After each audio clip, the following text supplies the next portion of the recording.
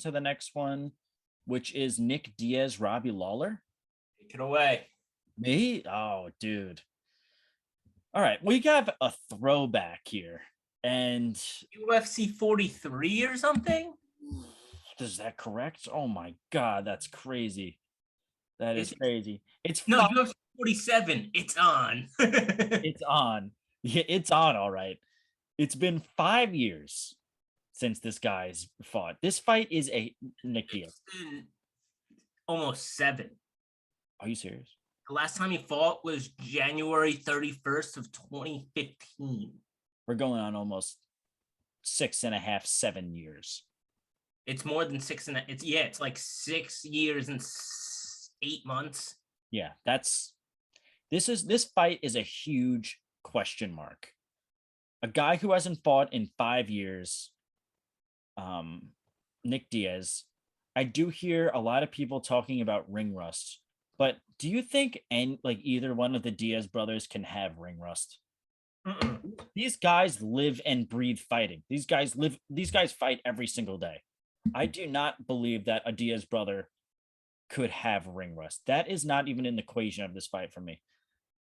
Nick Diaz, he had a pretty wild last fight in the UFC with Anderson Silva, a 5-round war, where Anderson definitely won, but Anderson is arguably the GOAT in MMA history. But both guys ended up failing drug tests after that. Silva got caught with 2 banned substances, and Diaz got caught with weed metabolites. But before that, Diaz slowed down fighting. He only fought like once a year or so, fighting Silva in 2015, GSP in 2013, and Carlos Condit in 2012. And he lost all 3. Fast forward to now, Diaz is 38 years old, and I follow him on Instagram too. I'm a fan of his. He doesn't have the healthiest lifestyle. You always see him out partying a lot. He lives in Vegas now. He's always for the most, the past couple of years, I've seen him go always on Instagram out partying. Not as of recent, like this past year, but maybe that's because he's getting back into the fight game. But still, he hasn't really been, just retired, Yeah. I'm pretty hesitant about about this pick. It's tough if someone hasn't fought in 7 years. It's a tough fight. But he's going to be taking on Robbie Lawler, who's 1-4 in his last 5. Hasn't looked like himself, although he did show signs of life in that Ben Askren fight, but he still ended up losing. And his last time out against Neil Magny, that was years ago, because he's lost his last 4. Yeah, he's 1-4. He's 0-4. You can go back and go 1-5. Oh, really? Is that right? Yeah. July of 2016. He's 1-5, you could say, for sure. Yeah, because Tyron Woodley lost. But in that last time out against Neil Magny, Lawler just looked terrible. He's still tough as nails. He went all 3 rounds. He took a beating, but he lost one-sidedly. Lawler's going to be 39. But the big difference here, I think, is the amount of damage that Lawler's taken over the past 7 years that Nick Diaz has been out. And Lawler's facing the highest of competition, too. He was champ. Yeah. And I think the lack of damage might actually help Diaz in this fight here. Lawler's fought 8 times since Nick Diaz has fought. He's got outstruck in 7 of those 8. And he hasn't tasted victory since 2017. And I think he's going to have to wait even longer, because I think Diaz comes out with something to prove in this fight and ends up taking it. Yeah, so I'm gonna agree with you. Nick Diaz fucking army right here. OG Diaz fan, back from the Strike Force Elite XC days. I fucking loved every minute of it.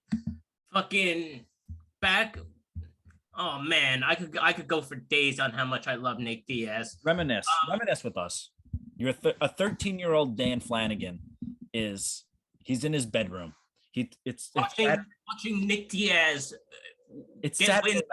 for TJ Noons, having that war with Paul Daly, subbing Cyborg Santos, the other Cyborg Santos, and then flipping off the crowd after. Like, he's just fuck, man. I love Nick Diaz. Came to the UFC, beat the shit out of BJ Penn, and then he lost that bullshit fight to Carlos Condit. Like, you said he fought once a year, but that was like he beat BJ Penn in October and then he came back and fought in February. He did fight George St. Pierre a year later and lost decisively, yes, but George St. Pierre is still to this day considered the welterweight GOAT. I think Usman is that's a topic for another discussion. But anyway, Nick Diaz is gonna come out here and he's gonna fucking impose his will. He's gonna talk shit and he's gonna win this fight. Dude, I'm so hyped for this. 5 fucking rounds. This fight is like the main event, but it's the third one down. I'm here for this fight. People are tuning in to see Nick Diaz. I'm paying for Nick Diaz. Yeah, for sure. I don't give a fuck. I'm taking Nick Diaz in this fight. Yeah, and it's Diaz mentality going into the fight. It's even money. Go put the house on it. Beautiful. Don't put the house on it, but I will bet. Put the house on it. And if you lose, Dan pays for your house. You heard it here first. We're both going Nick Diaz. Lock him in. The Diaz army, though, like, oh man, I fucking love it.